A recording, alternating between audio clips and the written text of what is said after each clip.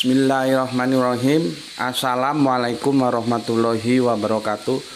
Asyhadu an la ilaha illallah, asyhadu anna Muhammad Rasulullah. Allahumma sholli ala sayyidina Muhammad wa ala ali sayyidina Muhammad. Kama sholaita ala sayyidina Ibrahim wa ala ali sayyidina Ibrahim bil alamina innaka Hamidum Majid. Sebelumnya kita panjatkan dahulu doa kepada Gusti Allah Agung untuk saudara-saudara kita yang telah memberikan sholawatnya kepada channel dakwah ini. Ya, semoga sholawat itu akan menjadi catatan langit amal soleh bagi mereka dan keluarganya kelak, dan insya Allah akan terbalaskan dengan balasan yang jauh lebih baik lagi. Kemudian untuk seluruh viewer terkasihku dimanapun kalian berada, di mancanegara, di dalam negeri, aku ucapkan terima kasih atas apresiasinya. Semoga selalu always dan tidak pernah never tetaplah bertumbuh menjadi satu pribadi tangguh yang anti skip dan anti download.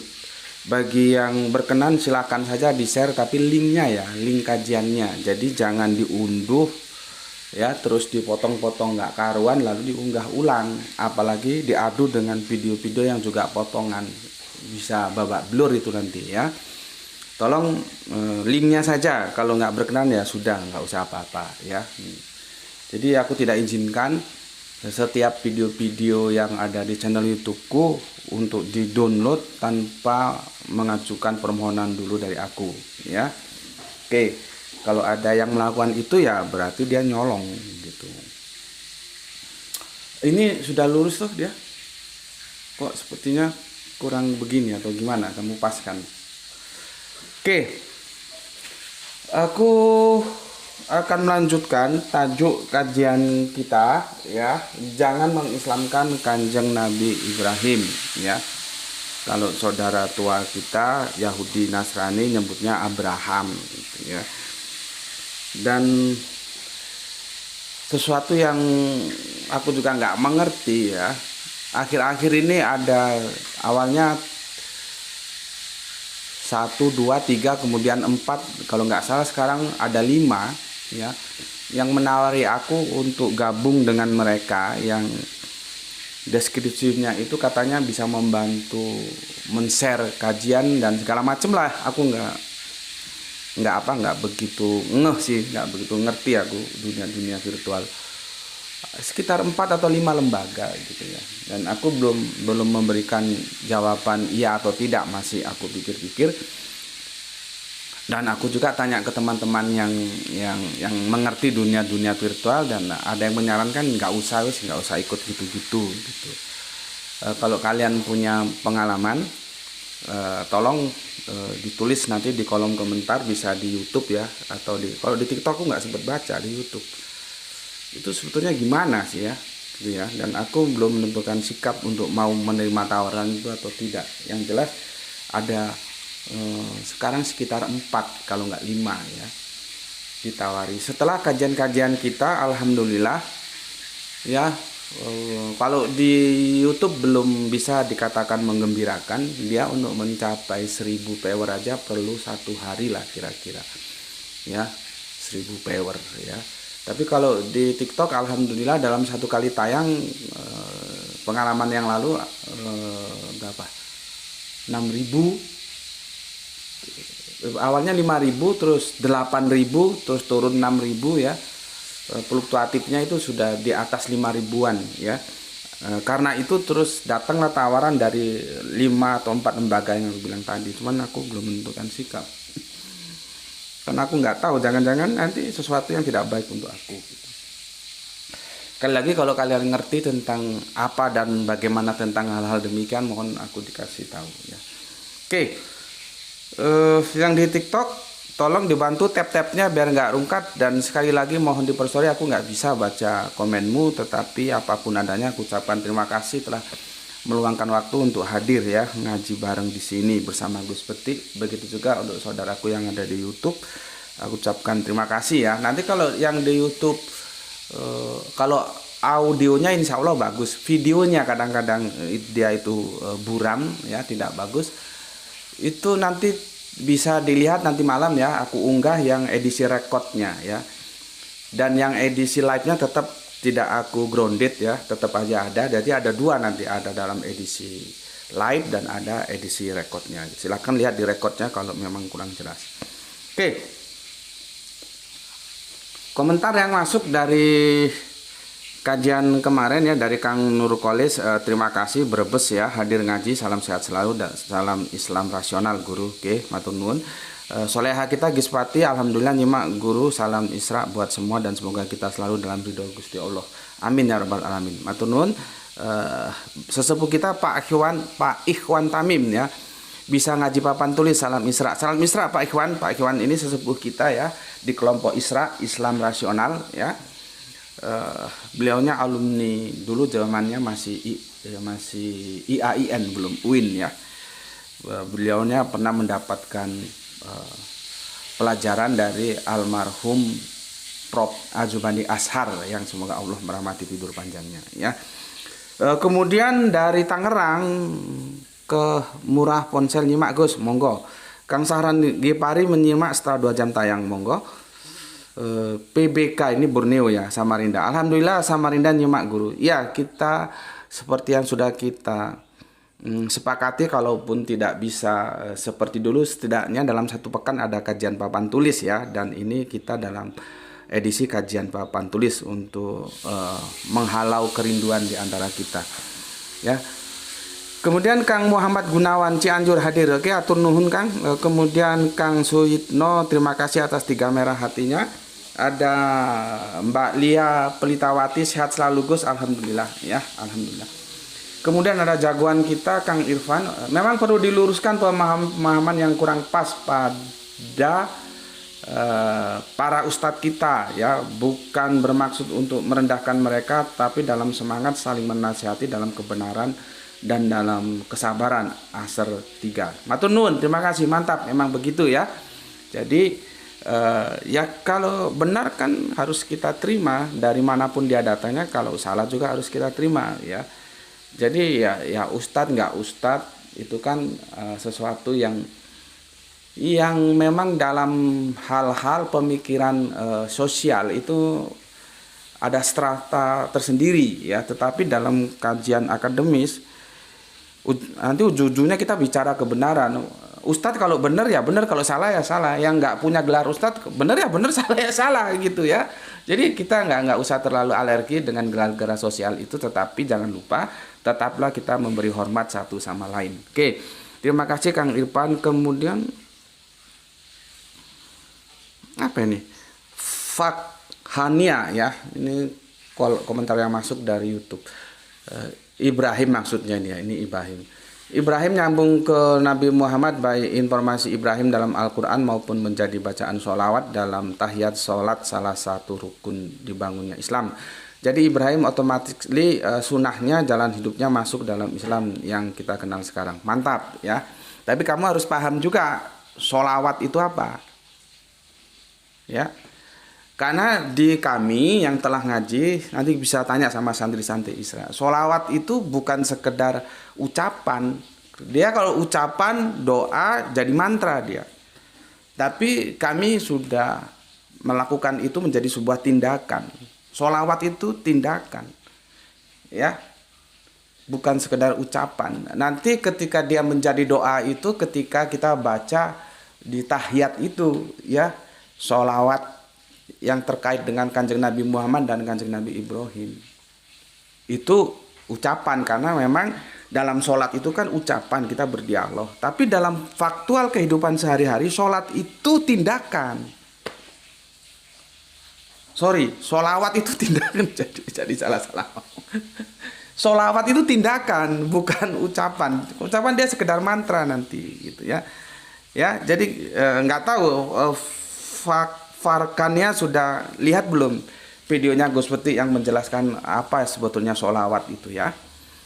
Jadi nanti terjemahan Depak itu sudah aku dekonstruksi ya, bukan sholawat terus nanti kalau dari Allah ke Nabi itu mendoakan dari ini ke ini berubah-ubah dia. Enggak, sholawat itu satu arti, satu makna. Dan untuk mendapatkan makna itu aku berjibaku dengan tanya kepada mereka yang pakar-pakar bahasa Arabian ya. Silakan lihat di anunya, di videonya supaya kau tahu, supaya jangan cangkemmu tok sholawat tapi kelakuanmu enggak, gitu loh. Bukan salah orang membaca sholawat mulutnya, oh, masholli ala sayyidina Muhammad, masholli ala sayyidina Muhammad, masholli ala, enggak salah. Tapi pemahamanmu kalau sholawat hanya sekedar bacaan gitu doang, ya dia enggak mempunyai implikasi dalam keislaman kita. Ya, sholawat itu dia ada sebagai ucapan, ada sebagai tindakan. Nah, dalam ranah sosial, aktualitas itu tindakan. Gitu, ya. Oke, silakan videonya lihat di sana, itu sudah kita kaji, nanti tanya kepada seniornya. Maya pada cepat sekali rambutnya panjang, Gus. Nggak tahu juga aku, ya. Terima kasih Kang Maya pada rambutnya cepat panjang. Semoga kesabarannya juga panjang, ya. Kemudian Kang Karebet, lalu bagaimana dengan Nabi Ibrahim berwasiat kepada Nabi Yakub tentang din? Al-Baqarah 132. Ya itu masalahnya, ya. Di situ itu kalau diterjemahkan Islam itu yang aku nggak setuju. Tapi janganlah engkau sekali-sekali engkau mati kecuali dalam keadaan Muslim. Nah, masalahnya kamu ngerti nggak apa itu Islam, apa itu Muslim? Itu yang jadi kajian-kajian Gus Beti itu dia berangkai, ya, dari satu topik ke topik yang lain. Kalau kamu hanya lihat separuh, memang ya jadinya agak berat, ya, agak sulit menerima penjelasanku, gitu, ya. Jadi kapan disebut Islam itu Muslim, ya? Kapan Muslim itu tidak Islam, itu nanti ada tempus delicti, dan aku sudah jelaskan. Kamu lihatlah, ya, aku sudah jelaskan tuh di channel YouTube. Nanti tanya seniormu, ya. Kalau nggak salah tajuknya itu semua nabi itu Muslim tapi tidak semua nabi Islam, gitu, ya. Dan di surat Al-Baqarah 132 itu kan tentang kematian, berwasiat itu. Janganlah sekali-sekali engkau mati kecuali dalam keadaan Muslim, gitu seharusnya. Cuman penerjemah ada yang menerjemahkan Muslim langsung ke Islam, ini yang jadi berabe. Ya, kan aku sudah jelaskan kemarin. Kenapa disebut milah, kenapa disebut din, gitu loh, ya. Oke, Karebet, terima kasih. Kemudian, oh ini ada yang jawab sepertinya.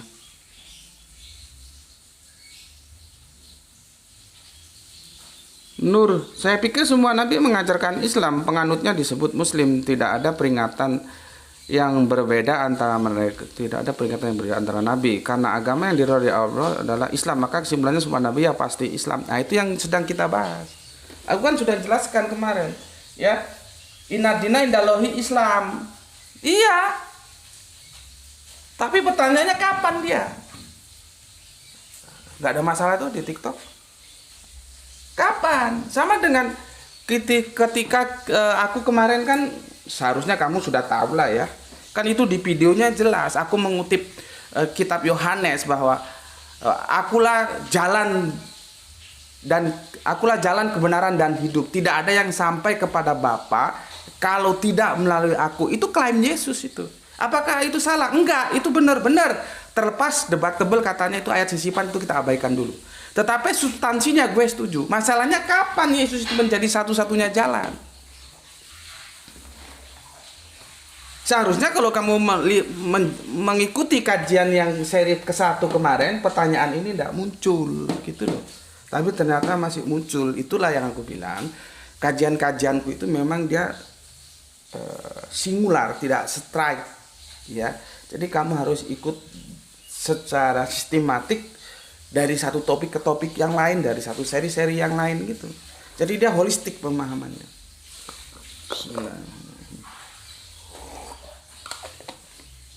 Gitu Kang atau Mbak nih, ya, Mbak Nur Hadim. Karena kata Nur itu belum tentu cewek juga, ya. Nur itu bisa cowok, bisa cewek. Sama Sri itu bisa cowok, bisa cewek juga. Sri Bintang Pamungkas cowok, ya. Sri siapa lagi? Sri Juminten cewek, gitu. Nur juga begitu, ada Nur yang cowok, ada Nur. Ini sepertinya kalau ini disingkat sini Nur Hadi, mungkin cowok ya, kalau salah mohon dikoreksi. Jadi gitu Kang Mas atau Mbak Nurnya ya. Oke, kemudian Fufu Vivi, apa sini Fufu Vivi ini ah. Kalau buat judul mohon berhati-hati, gue seperti matamu kui. Kamu sendiri bikin nama nggak hati-hati, nyuruh orang berhati-hati, kon goblok. Komentarnya kan datang dari kamu toh, dari anak-anak Isra nggak ada yang komentar gitu, karena mereka sudah familiar dengan aku. Dengan pilihan-pilihan bahasa dalam setiap narasi, diksi apa yang aku gunakan itu sudah paham. Kalau kamu kan belum. Tapi yang repotnya ya, kamu memperingatkan orang, tapi peringatan itu kamu langgar karena kamu pakai nama Fufu Vivi. Apa itu? Nanti kalau mau bahas politik, ada channel lain, politik embongan, nggak di sini gitu ya. Mau Fufu, mau Vivi, mau Fafa, mau Vivo, nggak ada urusan. Ya. Jadi di sini nih ada di channelku ini ada apa namanya? Apa namanya tuh kelompok itu tuh? Apa namanya tuh? Playlist. Ada playlistnya. Nanti kalau playlist yang politik embongan dia bicara politik. Kalau yang teologis nanti kalau aku suka tentang aku ingin posting kucing-kucing kesayanganku, aku kucing kampung yang aku suka ya.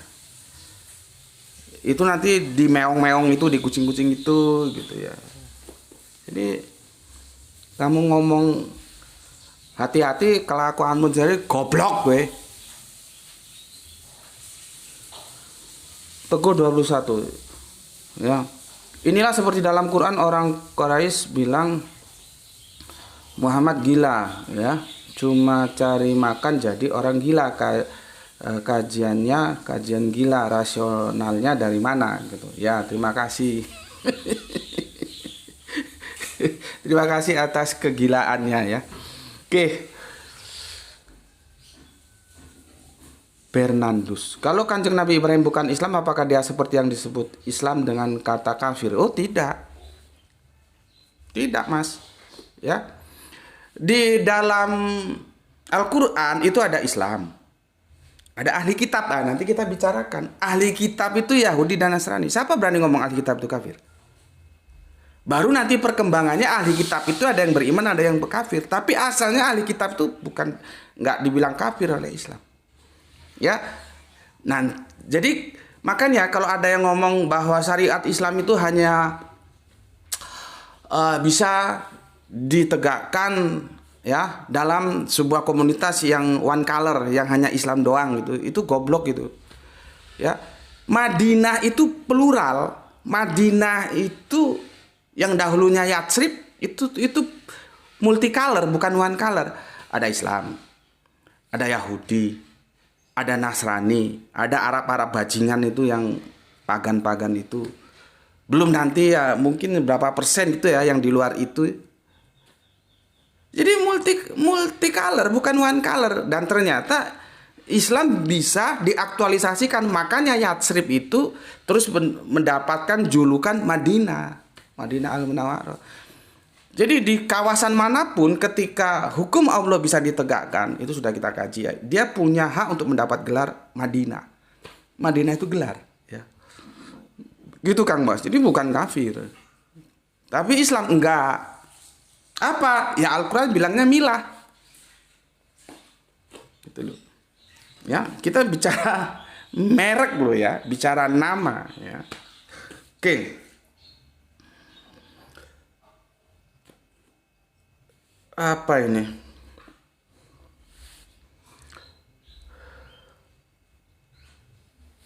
Ya, jadi kalau ditanya apa, ya kita harus jawab seperti apa yang tertulis dalam Al-Quran. Ya dia milah gitu. Milahnya apa? Nanti Yahudi Nasrani itu juga surat Al-Baqarah 120 juga disebut milah, milatahum kan begitu. Baru nanti Islam disebut din. Nah ini Inadina bukan mila, tapi din Islam. Nah, baru di sini pakai din dia. Tuh, ya. Oke, aku sudah baca komen-komen yang masuk sebagai bentuk apresiasi. Graito, tolong kamu lihat TikToknya tuh. Takutnya nanti rungkat atau gimana, Bapak nggak bisa kontrol dari sini. Kita lanjutkan kajian kita. Ya. Aku mau Gaito. Oke.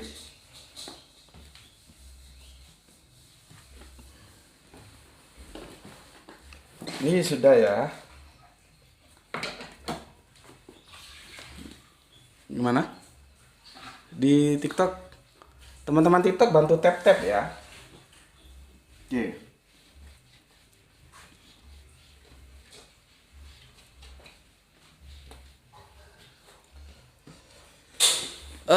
Begini. Di abad, ada yang bilang abad ke-6, ada yang bilang abad ke-7, ada yang bilang abad ke-6 masuk abad ke-7, itu debatable, nggak apa-apa lah ya. Nggak apa-apa. Jadi kapan mulai Islam perdana itu didakwakan oleh Kanjeng Nabi? Ya sudah, kita pakai abad ke-7 aja ya. Abad ke-7. Nih.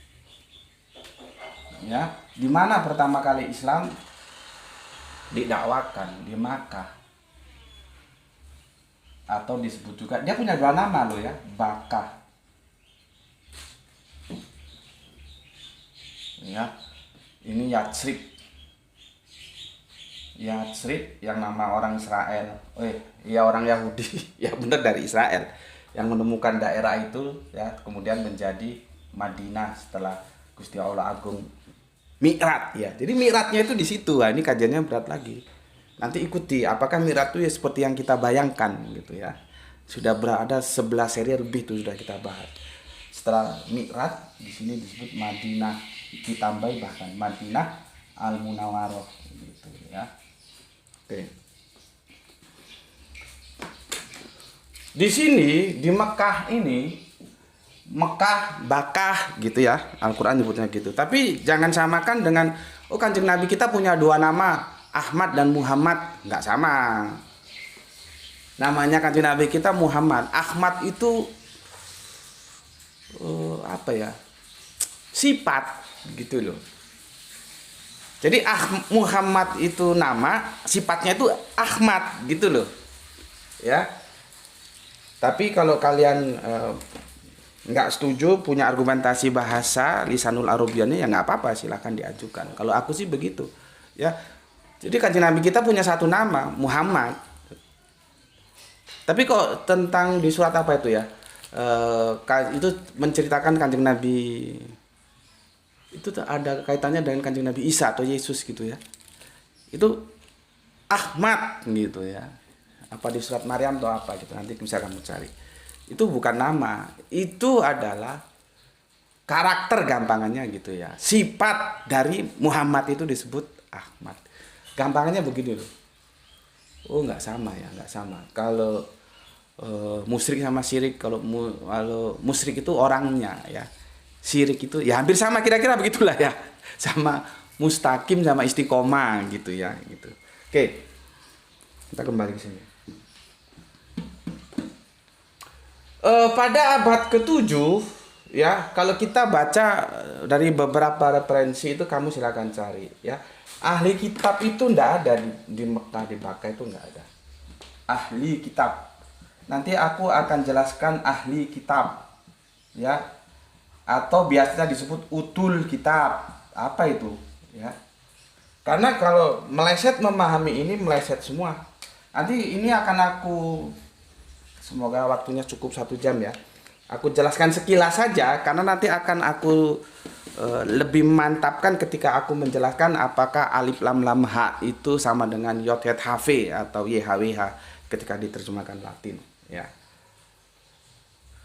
Ini kembali ahli kitab atau utul kitab ya. Utul itu artinya yang menerima ya. Ya. Ahli itu ya apa ahli? Karena itu sudah menjadi bahasa kita, ahli. Ya. Yang menerima kitab, ahli waris, yang menerima warisan bisa, atau ahlul bait yang mendiami ya, gitu juga bisa. Ya. Mendiami kitab masuk enggak? Karena ada yang menerjemahkan gitu, ahli kitab itu yang mendiami kitab gitu. Apa tulisan-tulisan ya terserah lu lah kalau, tapi kan konteksnya enggak kena gitu ya. Oke, pada abad ke-7 ini, ya, abad ke-7 ini tidak ada, maksudnya bukan tidak ada sama sekali, ya, tidak signifikan komunitas ahli kitab itu di sini. Tidak signifikan. Atau gampangannya, tidak ada komunitas ahli kitab di Mekah ini. Maka Islam awal, Islam mula-mula ketika dia didakwakan oleh Kanjeng Nabi Muhammad itu tuh pintunya terbuka tuh. Itu ini sorry ya kalau ada suara goreng-goreng karena permaisuri lagi goreng ikan laut ya. Studionya karena cuma beberapa langkah dari dapur. Nggak apa-apa ya. Yang penting kita bisa ngaji bareng soal keadaannya memang masih seperti ini ya. Nanti insya Allah doakan bisa pindah rumah ya. Supaya lebih, kalau dikatakan seperti yang diharapkan belum. Tapi ada perubahan suasana studio lah. Kalau ini bisa dianggap studio gitu. Oke. Ya. Ahli kitab di Makkah atau Baka abad ke-7 itu ndak ada. Konsentrasinya ndak ada di sini. Maka dakwah Kanjeng Nabi Muhammad ketika Islam itu, ini bahasa gue supaya gampang ya, dipasarkan gitulah ya, didakwakan, pemasaran ya, pemasaran ya. Ketika dipasarkan ya, maka dia berhadapan dengan Arab pagan, Arab bajingan ini. Nih, aku pakai istilah yang gampang-gampang aja ya, Arab pagan. Ya. Arab pagan ini. Makanya kalau kita lihat surat-surat Makkiyah itu polemiknya berhadapan dengan Arab pagan, bukan dengan ahli kitab ini. Karena apa? Nggak ada di sini. Ya. Nggak ada di sini, nggak ada. Tolong di TikTok bantu tap ya supaya nggak rungkat ya, nggak ada di sini ya. Makanya aku sudah pernah mengatakan, bagi yang belum tahu, Quran surat Al-Ikhlas itu tidak dalam mengkritik konsep ketuhanan yang sekarang disebut Kristen, enggak. Karena aku itu memang kalau kita lihat ada 3 atau 4 asbabun nusul ya. Maka jadi perdebatan antara Mekah dan Madinah itu turunnya di mana. Gue pada kelompok turun di Makkah. Dengan apa? Ciri-ciri ayatnya. Ya. Qul huwallahu ahad atau Al-Ikhlas itu tidak dalam rangka mengkritik ya konsep ketuhanan dari saudara Kristen kita yang Al-Quran nyebutnya Nasrani. Enggak. Tapi itu mengkritik ya konsep ketuhanan yang disebut syirik. Syirik itu artinya mencampur antara Allah dengan yang lainnya, yang 365 itu. Ya. Kalaupun konten dari ayat itu nanti berhadapan dengan kekristenan, dalam tanda kutip, karena Kristen ada yang tauhid loh ya, yang itu tidak masuk dalam pembicaraan kita ya, Kristen yang tidak tauhid ya. Ya memang karena substansinya begitu, akhirnya dia akan berhadapan bukan hanya dengan kekristenan, dengan apapun yang tidak bertauhid. Surat Al-Ikhlas itu akan menghadapinya gitu. Tetapi cikal bakalnya atau asbabun nusulnya gitulah ya, dia itu sedang mengkritik konsep ketuhanan Arab bajingan pagan ini. Ya. Mungkin kata mereka, ini sembahan kita banyak aja hidup repot, apalagi cuma satu. Ya, spektakuler ya. Ya, Kanjeng Nabi merubah membrainwash mereka dari yang 365 itu yang disebut penyatuan, dibuang semua, tinggal dijadikan hanya satu aja, yaitu alif lam lam ha. Itu Al-Ikhlas di sini ya. di sini. Oke. Karena penolakannya begitu keras, ya seperti kita tahu ya, nehi aja ini Arab-Arab pagan nih kalau disuruh berislam, nehi saja, mereka tidak mau.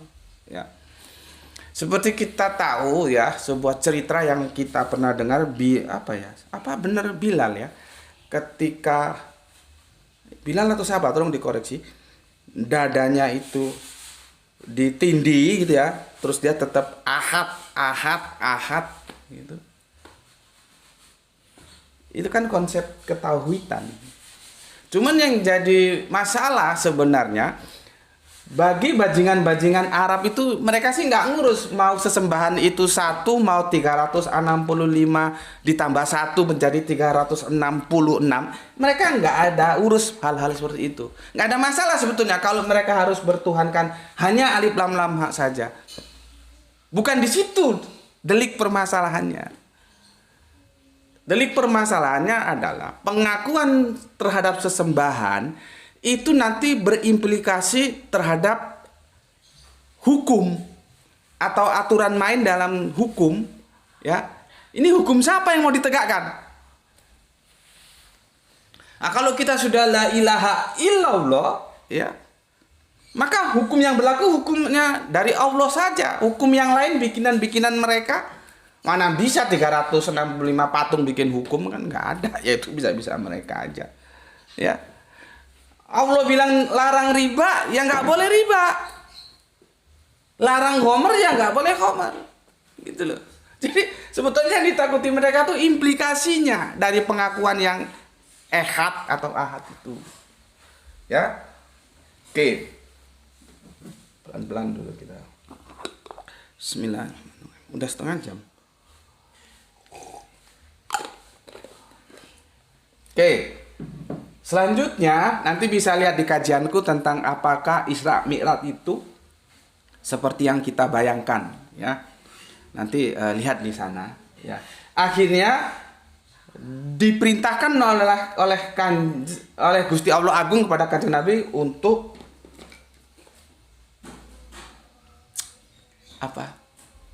hijrah. Hijrah itu ada dua loh ya. Di sini Kanjeng Nabi sudah hijrah. Nah, aku sudah pernah ajarkan ke kalian belum? Hijrah itu ada dua. Ada hijrah rohani, ada hijrah jasmani. Begitu Islam dipasarkan, bahasa gue ya, atau didakwakan, kita itu hijrah sudah. Makanya kan beriman, berhijrah, berjihad. Itu urut-urutannya. Tapi kalau gue ngomong jihad, jangan terus pikiran lo itu yang radikal-radikal, jadi kacau nanti, ya. Dari itu kamu nggak bisa duduk di sini kan untuk mengkontrol, takutnya nanti TikToknya bermasalah le. Dari itu coba kamu lihat di situ bermasalah nggak? Tolong dibantu tap berapa sudah? 6.000 viewer. Terima kasih untuk saudara-saudaraku ya, 6.000 viewer, 10% aja tercerahkan, alhamdulillah sudah. Dan untuk teman-teman yang bersolawat terhadap channel ini, semoga kalian juga mendapatkan bagian dari apa yang kita terima dari dakwah ini ya. Karena Kanjeng Nabi mengatakan, bila seseorang mendapatkan pencerahan lewat usahamu, maka engkau laksana mendapatkan apa-apa yang disinari matahari, ya. Dan aku tidak mau menikmatinya itu sendiri. Aku juga ingin membagikan itu kepada kalian yang bersolawat terhadap channel dakwah ini, ya. Kalau sudah 6.000, nggak usah banyak-banyak, 10%-nya aja terjadi pencerahan kan sudah alhamdulillah, ya. Oke, sampai mana tadi? Akhirnya Kanjeng Nabi diperintahkan hijrah kemana? Ke Yatsrib ini. Jangan bilang Madinah dulu. Yatsrib. Ya, di Yatsrib ini. Ya, di sini ada komunitas ahli kitab atau utul kitab. Di sini dia adanya, bukan di sini. Ya, di sini ada ahli kitab. Nanti siapa ahli kitab itu nanti kita uraikan. Nah, Kanjeng Nabi Itu kalau ini bacaan gue ya, lu boleh setuju boleh enggak. Setidaknya menyimpan sebuah harapan indah di Yatsrib ini. Karena apa? Ada ahli kitab. Islam dengan agamanya ahli kitab itu ada benang merahnya. Lewat siapa? Lewat ini nanti. Sosok yang sangat berpengaruh ini.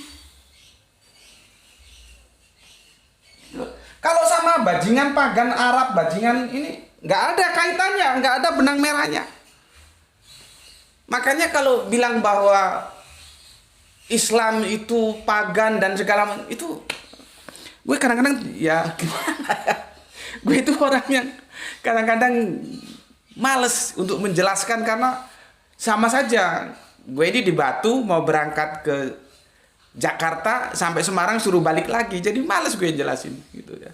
Ya paling-paling gue kalau kasih tahu, lu belajar sejarah dulu lah. Karena apa? Bagaimana mau Islam itu dikatakan perkembangan dari pagan, orang Islam sendiri itu menentang pagan kok?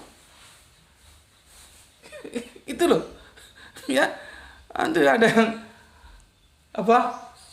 Alif lam lam ha itu dari dewa mata apa? Dewa air, dewa, aduh kacau. Kemarin sudah aku unggah ya hasil dari diskusi di TikTok tentang apa itu? Tentang asumsi dan apa namanya, literasi ya, data itu juga harus jeli melihatnya ya. Seperti ini juga kita harus jeli melihatnya ya. Maka tidak ada benang merahnya antara Islam dan Arab pagan, dia terpisah. Kalau dengan agamanya ahli kitab, dia ada benang merah lewat satu tokoh ini, Bapak Ibrahim ini. Artinya bisa jadi, boleh jadi ya, Kanjeng Nabi Muhammad berharap di Madinah akan mendapatkan sambutan dari ahli kitab. Karena apa? Dia masih satu garis benang merah dengan sosok yang monumental ini, Bapak Abraham ini, atau Ibrahim. Jelas di sini.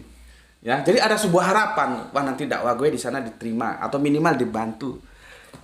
Itu harapan dari Kanjeng Nabi. Iya. Ternyata berbalik 180 derajat. Di sana, di internal ahli kitab saja sudah bersaing. Nanti ahli kitab ini kan ada dua nanti kan.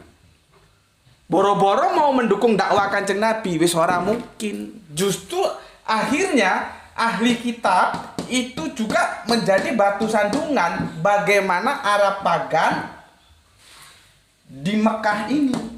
Jadi kalau di sini sandungannya Arab bajingan pagan, kalau di sini nanti diantaranya ahli kitab, maka disitulah ayat-ayat tentang ahli kitab itu banyaknya di Madinah.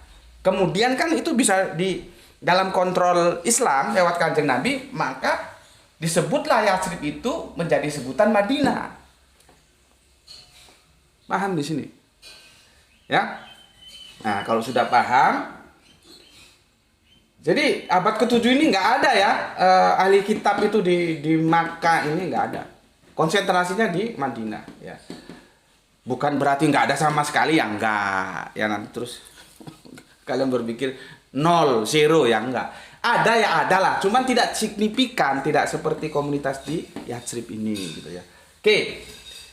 Ternyata setelah masuk ke sini, ternyata yang diharapkan mendukung dakwah Kanjeng Nabi, para ahli kitab itu nggak mendukung. Jangankan mendukung, orang di antara mereka terjadi persaingan. Nanti terjadi persaingan di lapangan antara ahli kitab dan Islam. Ahli kitab ada 2, Islam 1, 3. 3 ini tidak bisa keluar dari kewibawaan Bapak Ibrahim atau Abraham ini. Itu loh. Ya. Oke, sini sudah ya. Ini harus aku jelaskan dulu. Nanti kalau aku masuk ke literasi nasnya, kalian gampang mengikuti. Ya. Tapi presupposisi yang aku bangun, kalian pahami dulu ya. Oke, sudah ya. Aku hapus ya. Oke. Sebetulnya sosok ini siapa sih? Kok begitu monumental? Kalau kajian-kajian di kampus kan Bapak Abraham ya. Jadi nanti Abrahamic faith gitu ya. Terus ada lagi istilah-istilah anak-anak Abraham gitu. Ya. Le buka no anu le, coba pakai ini aja le. Buka no surat 2124 ya. Jadi nanti kalau di Kejadian itu ada di sini ya di PL di Perjanjian Lama itu kitab Kejadian 17:5 ya. Nanti ada di atau Roma ya. Ini di ini di PB ya, PL Perjanjian Lama ya. Terus di PB Perjanjian Baru itu Roma 4:17 ya. Nanti kalau di Al-Qur'an itu surat 2 di perjanjian terakhir ya. Surat 2 Al-Baqarah ya. Baqarah berapa itu? 124. Nah, lihat. Ya. Kalau di Kejadian dan di Roma itu dikatakan, nanti aku sudah tulis ini kan tanggung jawab intelektualitas ya, jadi kita nggak bisa lari karena tertulis begini ya. Nanti bisa kamu baca, tapi intinya supaya singkat waktu karena ini sudah 41 menit, maunya 1 jam bisa selesai nggak ini? Di sini dikatakan dia bapak bangsa-bangsa. Di sini ya. Di Perjanjian Lama Kejadian 17:5 dan Perjanjian Baru di Roma 4:17 itu disebut bapak bangsa-bangsa, bapak Ibrahim itu. Bangsa-bangsa ya. Nanti di perjanjian terakhir disebut apa? Kita lihat di sini. Bismillahirrahmanirrahim ya. Perjanjian terakhir surat Al-Baqarah 124. Dan ketika Ibrahim diuji Tuhannya dengan beberapa kalimat, lalu dia melaksanakannya dengan sempurna. Dia, maksudnya Gusti Allah Agung ya, Alif Lam Mim berfirman, sesungguhnya aku akan menjadikan engkau sebagai pemimpin bagi seluruh manusia. Dia berkata, dan juga dari anak cucuku. Nanti Allah berfirman ya, janjiku tidak berlaku bagi orang-orang yang zalim. Itu tidak kita diskusikan ya. Artinya nanti anak cucunya Abraham ternyata ada yang zalim. Itu tidak dalam diskusi kita ya. Tapi yang dalam diskusi kita, sesungguhnya aku akan menjadikan engkau sebagai pemimpin bagi seluruh manusia. Pemimpin, leader, imam ya, bagi seluruh manusia. Lihat itu. Kalau di sini bapak bangsa-bangsa, maka disebutlah oleh saudara tua kita Yahudi Nasrani, Abraham itu bapak orang beriman. Gitu loh. Ya. Kalau di kita perjanjian terakhir, jadi mungkin teman-teman yang nggak ikut kelompok kajian Isra ya yang di TikTok, PT itu kan ini perjanjian lama nih, Torah dan berikutnya, perjanjian baru, Injil dan berikutnya, perjanjian terakhir, Al-Quran. Jadi Al-Quran itu perjanjian terakhir. Setelah itu nggak ada lagi perjanjian, karena nabinya sudah khatam, ya, sudah khatam, penutup, sudah ditutup. Bagaimana mau turun perjanjian lagi lewat siapa? Nabi sudah nggak ada, ya, khataman nabi. Ya. Makanya jangan terlalu terlalu sulit kalau dikasih tahu. Kanjeng Nabi Muhammad itu nabi terakhir, nggak ada nabi lagi. Ya, jangan nanti kamu ngomong, oh dia turun bukan sebagai nabi. Kalau bukan sebagai nabi, sebagai apa dia turun? Apakah nabi itu bisa pensiun? Oh dia bukan nabi lagi gitu. Apapun adanya, kanjeng Nabi saya itu tetap nabi. Jadi nggak usah bersilat lidah. Nggak ada ceritanya turun-turun, nggak ada. Sudah selesai kanjeng Nabi Muhammad. You mau selamat ikut kanjeng Nabi Muhammad? Enggak, silahkan keluar, go out. Nggak ada masalah. Semua sudah disampaikan kanjeng Nabi Muhammad, kok nunggu nabi-nabi lain mau turun lagi. Apa? Itu ada 13 kalau nggak 11 seri ya, sudah aku bahas. Jangan menunggu kanjeng Nabi Isa turun lagi. Oke. Inilah yang menyebabkan ya Bapak Ibrahim itu sangat berwibawa. Jadi Islam itu tidak bisa lepas dari kewibawaan Bapak Ibrahim. Carikan tuh ayatnya. Ikutilah agama Ibrahim gitu tuh. Bapak belum sempat cari. Kita diperintahkan mengikuti milah Ibrahim, nggak pakai din di sana. Goblok gue, din aru milah ya aru.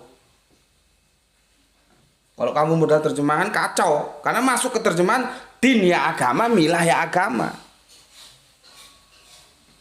Ya, oke. Jadi Bapak Ibrahim atau Abraham itu sangat berpengaruh karena Islam tidak bisa lepas dari kewibawaan Bapak Ibrahim. Ini bahasa gue ya supaya lebih gampang. Ya, maka kita diperintahkan lewat Kanjeng Nabi, ikutilah ya ini ya, Bismillahirrahmanirrahim, surat 16:1-2-3 yang kemarin sudah kita nukil ya. 16:1-2-3 ya. Suma auhaina ilaika anitabi milata, nggak pakai din dia, Ibrahima hanifa wa ma kana minal musyrikin. Kemudian kami wahyukan kepadamu, ya, domirmu itu kepada siapa? Kepada Kanjeng Nabi, ya, kata ganti kalau nggak tahu domir. Ikutilah agama Ibrahim yang lurus dan dia bukanlah termasuk orang yang musyrik. Ya, karena dia tidak pernah melakukan sebuah perbuatan yang disebut syirik. Orangnya itu musyrik, Kanjeng Nabi Ibrahim bukan musyrik. Justru Kanjeng Nabi Ibrahim itu orang-orang yang istiqomah. Ya. Kelakuannya itu selalu istiqomah, maka disebut mustaqim. Kelakuannya mustaqim, maka idina sirotol mustaqim. Nah, itu tunjukilah kami jalan orang-orang yang istiqomah. Dalam hukum Allah istiqomah dia, nggak ada tawar menawar. Kalau Allah sudah bilang A, ya A, nggak ada ABCD, nggak ada. Ya, di sini diperintahkan mengikuti ini tuh agama Ibrahim ya, milah ya. Nah, di teman-teman saudara tua kita ya, kalau kita merujuk ke Yahudi di Perjanjian Lama Kejadian 17:5, kalau di Perjanjian Barunya di kitab Roma 4:17, ini bapak bangsa-bangsa ya, maka mereka sebut bapak orang beriman ya. Kita pemimpin bagi seluruh manusia, klop sudah ya. Jadi ahli kitab Islam nggak bisa lepas dari kewibawaan Bapak Ibrahim. Nah, sudah aku jelaskan. Sekarang aku mau menjelaskan ahli kitab itu siapa. Ada hadisnya, cuman tak cari nggak ketemu tadi ya. Siapa sebetulnya ahli kitab itu? Nah, ya.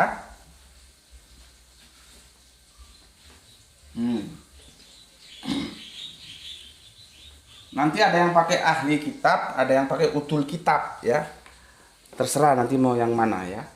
Ada yang ahli, ada yang utul ya. Kitab.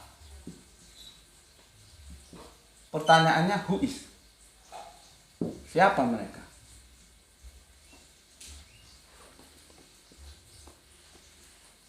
Siapa mereka? Sebetulnya dari sini saja kalau kita jeli ya. Ini nanti akan aku jelaskan lagi ketika aku menjelaskan apakah alif lam lam ha itu YHWH atau Yohet Hafi ya. Nanti di sana akan, di sini sekilas saja ya. Ahli kitab itu kitabnya apa? Torah,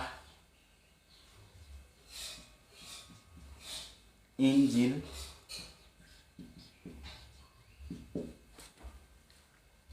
sekarang ini kitabullah bukan?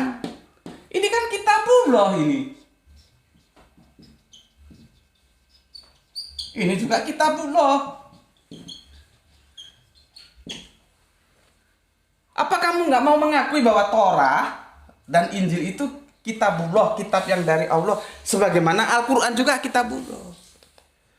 Jadi kalau dibilang ahli kitab atau utul kitab itu pasti merujuk pada kitab. Nah, pertanyaan gue, kitabnya apa? Jawabannya Torah dan Injil. Pertanyaan gue lagi berlanjut, Torah dan Injil itu kitabullah bukan kitabullah. Nah, Torah itu lewat siapa? Via Kanjeng Nabi Moses atau Musa. Injil via Kanjeng Nabi Isa. Iya kan? Oke, selanjutnya ya, apakah ini disebut Islam? Apakah ini disebut Islam?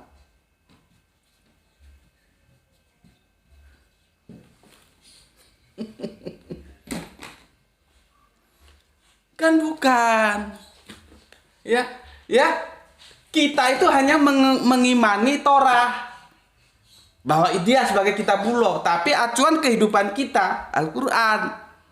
Kita Islam. Saudara tua kita Torah, dia disebut apa? Disebut Islam? Kan enggak. Terus kamu enggak mengakui bahwa Yahudi itu dinullah. Orang kitabnya kitabullah aja kamu akui, kecuali kamu tolak bahwa Torah itu bukan kitabullah, lain lagi ceritanya. Ini gue ngomong Torah, Injil yang gue sandarkan kepada Kanjeng Nabi Isa loh ya, dan Torah yang pada Kanjeng Nabi Musa loh ya. Kita tidak berbicara kontaminasi Alkitab itu, kita abaikan dulu. Sudah jelas. Ya. Apakah kamu mau ingkari kitabullah, bahwa Torah itu kitabullah, bahwa Injil itu kitabullah? Sekarang kalau kamu terima sebagai kitabullah, dia lewat siapa? Lewat Musa. Ya. Apakah ini agamanya Islam? Namanya loh ya sebagai nama. Kan bukan. Orang selalu menyebutnya Yahudi. Nyebutnya lagi yang ini Nasrani. Mana ada Islam? Dan kita bukan ahli kitab.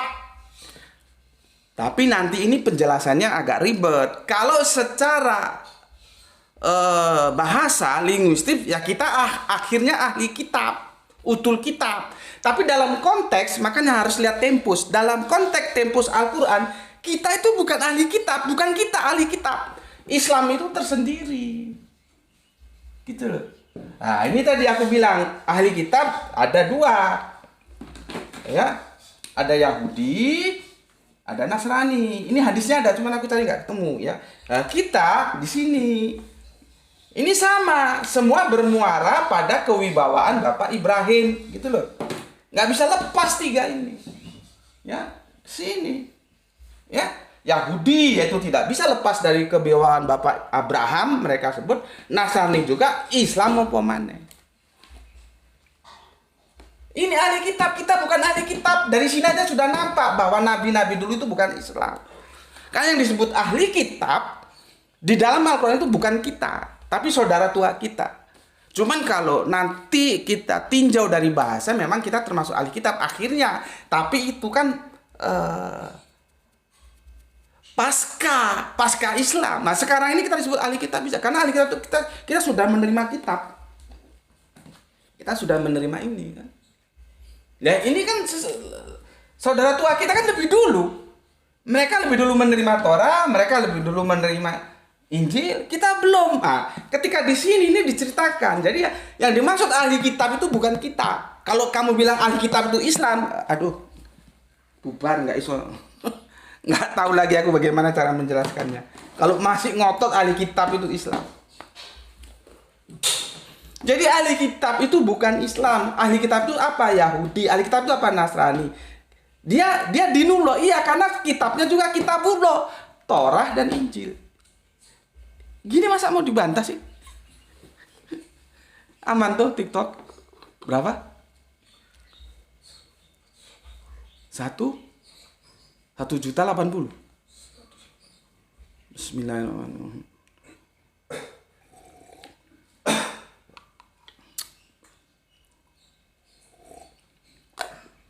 Tolong dibantu tap-tapnya ya, supaya nggak rungkat.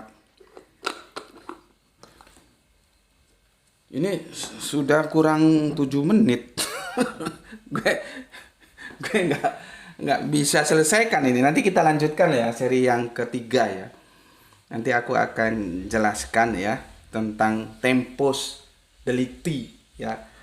Surat 5 ayat 3, nanti surat 3 ayat 65, kemudian surat 3 ayat 19 nanti aku kumpulkan, aku jelaskan untuk kalian ya. Tapi setidaknya kalian tahu dulu petanya. Ya, tahu dulu petanya. Oke.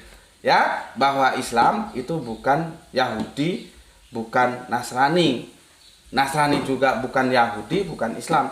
Tapi semua ya, Yahudi, Nasrani, Islam itu tidak bisa lepas dari kewibawaan Bapak Ibrahim atau Abraham.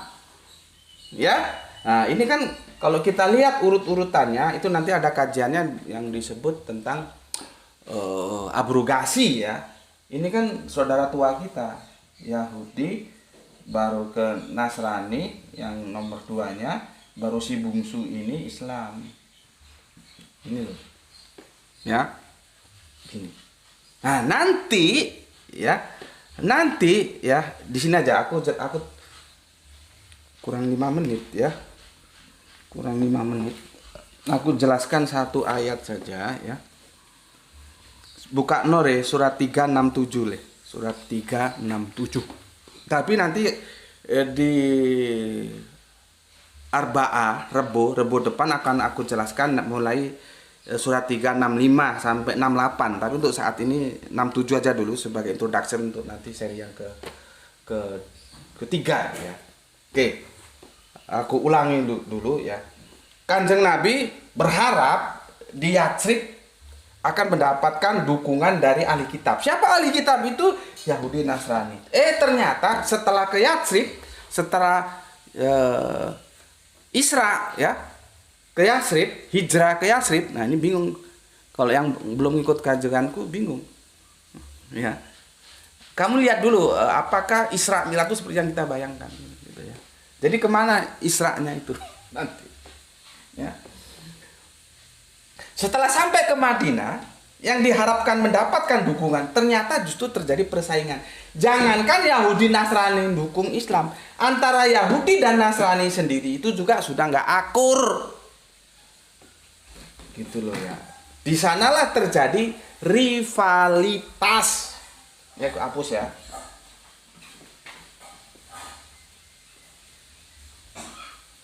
Aman tuh TikTok? Ya. Nah, kurang 4 menit. Semoga bisa selesai. Nanti lengkapnya insya Allah besok ya. Pekan depan ya. Di Yatsrib ya, terjadi pada saudara tua kita Yahudi, Nasrani, Islam. Ini justru terjadi rivalitas. Sama-sama memperebutkan nama besar Ibrahim atau Abraham.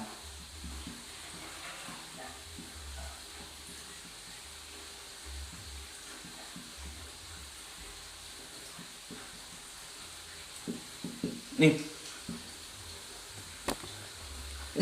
nggak berteman ini anak-anak Ibrahim. Yahudi bilang, oh itu ya Abraham itu Yahudi.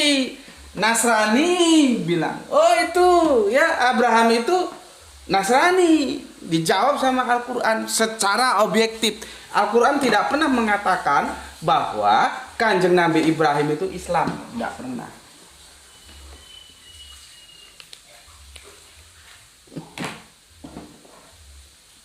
Ya, surat berapa tadi tuh? 3. Kamu sudah dapat? Mana aku daripada cari di sini. Surat 367 ya. Insya Allah besok surat 3 mulai 65, 67 sampai 68 aku jelaskan. Kita langsung ke 67 aja ya. Aku tulis supaya kalian tahu. Surat 3, 67. Di sini terjadi jawaban Al-Quran atas klaim-klaim mereka. Yahudi bilang, oh, Moses itu orang Yahudi. Wah, enak aja lu, kata Nasrani. Moses itu Nasrani, gitu. Terus apa jawab Al-Quran? Ya begini. Bismillahirrahmanirrahim. Ibrahim bukanlah seorang Yahudi. Coba, dijawab. Dan bukan pula seorang Nasrani. Tetapi dia adalah seorang yang lurus, Muslim. Dan dia tidak termasuk orang-orang yang musyrik. Nah, tidak dibilang. Dan dia adalah Islam. Enggak.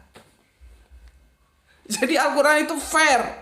Maka, kalau kita mengatakan, kalau kamu masih ragu, bilang ya akulah ya. Kalau aku mengatakan, jangan mengislamkan Kanjeng Nabi Ibrahim. Memang faktanya Al-Quran bilang begitu. Jadi kecintaan kita terhadap Islam jangan lalu kita membabi buta. Babi buta sudah haram nggak bisa ngelihat lagi, jadi repot.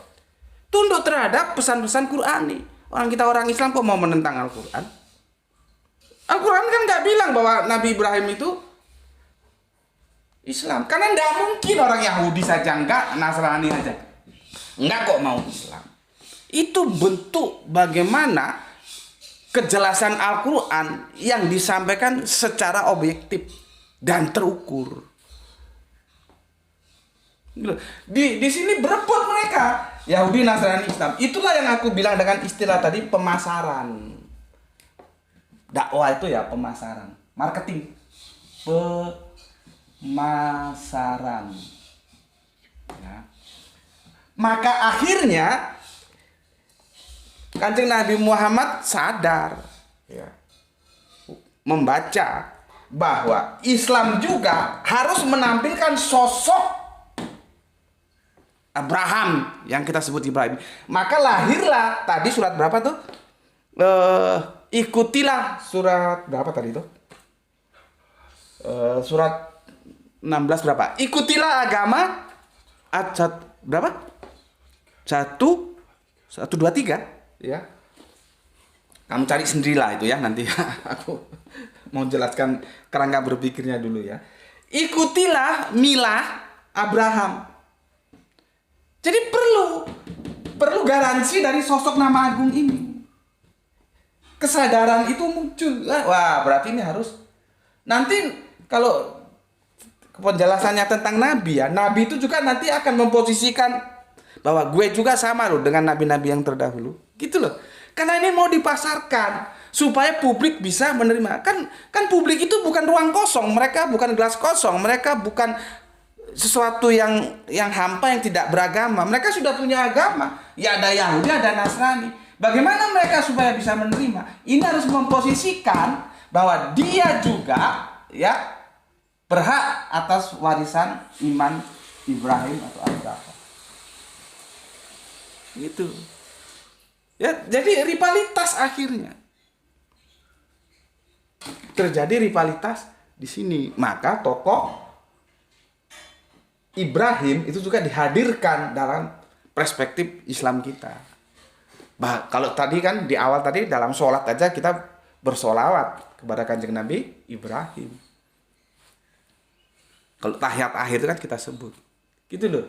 Ya. Nah, ini sama-sama memasarkan. Nah, seperti gini, gue mau masarkan jam ya sama elu ya. Ini gue jual jam gini. Kan jam yang gue pasarkan harus minimal sama kualitasnya dengan jam yang lu pakai. Atau kalau bisa harus di atas jam yang lu pakai kualitasnya. Lah kalau kualitasnya KW lah untuk apa juga orang mau beli. Kan gitu. Sama dengan ini, ya. Untuk memasarkan ya, maka Islam ini harus disejajarkan. Sama-sama terkait dengan satu tokoh yang sudah lebih dahulu diperebutkan antara Yahudi dan Nasrani, yaitu siapa? Bapak Ibrahim. Maka dari sini sebetulnya sudah mulai terbuka. Bapak Ibrahim itu bukan Islam, tapi dia Muslim. Gitu, ya. Jadi masalah-masalah pemasaran ini kalau kita lihat itu kalau di Injil ya. Di Injil itu Injil Matius itu ya yang kalian harus hati-hati kalau membaca nubuatan ya atau korelasi ayat yang dipakai oleh Matius. Karena Injil Matius itu kan dipasarkan ya, bahasa gue dipasarkan didakwahkan ya. Dipasarkan kepada komunitas Yahudi. Komunitas Yahudi itu yang disegani siapa? Musa. Maka posisi Yesus itu disamakan dengan Musa. Dengan sosok yang disegani oleh Yahudi. Siapa Musa? Disamakan. Seperti contohnya, dari Israel kupanggil anakku. Itu salah itu. Tapi sama Matius di Injilnya itu dikorelasikan. Seolah-olah itu nubuatan untuk Yesus. Bukan. Orang itu jamak kok dari Mesir kupanggil anakku itu ada di Hosea ya. Di kitab Hosea itu jamak, enggak tunggal. Yesus kan tunggal gitu ya. Terus ada lagi apa ya? Tentang penyembelihan anak-anak di bawah umur 2 tahun itu sudah kita bahas, apakah itu benar-benar penyembelihan atau sandiwara penyembelihan anak-anak, karena dia mau dibikin sama seperti bagaimana nasib Kanjeng Nabi Musa ketika bayi di negeri Mesir yang mau disembelih itu, mau disamakan. Itu strategi pemasaran supaya orang menerima, supaya Yahudi ini menerima Nasrani. Begitu juga Islam. Karena mau sama-sama dipasang, dia harus kelasnya itu minimal sama atau di atas. Kita sama-sama terikat oleh Bapak Ibrahim atau Abraham. Itulah yang menjadi masalah. Kenapa sosok agung ini diperebutkan di 3 agama besar, Yahudi, Nasrani, dan Islam. Oke, ya. Sampai di sini dulu. Insya Allah nanti kita lanjutkan di seri yang ketiga, ya. Mohon dipersori tadi sebetulnya planning kita 1 jam ya, ternyata molor sampai ke 5 menit, 1 jam 5 menit ya. Oke, sampai di sini dulu pesan aku. Jaga Allah, jaga Kanjeng Nabi ya, jaga Al-Qur'an, jaga Islammu dalam keindahan imanmu, tetapi tetap memberi hormat kepada saudara-saudara kita yang memilih jalan lain karena mereka tetap saudara kita. Semoga yang belajar dan yang mengajar di sini mendapatkan keberuntungan, yaitu rezeki yang barokah dan kesehatan yang prima. Kemudian terima kasih untuk semuanya yang telah meluangkan waktu ngaji bareng Gus Bekti yang ada di TikTok dan di channel YouTube ya. Jangan lupa nanti kalau YouTube live-nya kurang bagus videonya, kalau audionya insya Allah bagus, bisa lihat nanti malam Ba'da Isya, edisi rekodnya akan aku unggah juga. Jadi ada 2 ya, ada yang live, ada yang record gitu. Gitu dulu pesan aku ya, matur nuwun semuanya atas kebersamaannya ngaji di sini ya. Semoga semuanya selalu dalam keadaan oke ya. Tidak ada aral melintang sehingga kita bisa ngaji lagi. Ya. Bismillahirrahmanirrahim. Alhamdulillahirabbil alamin.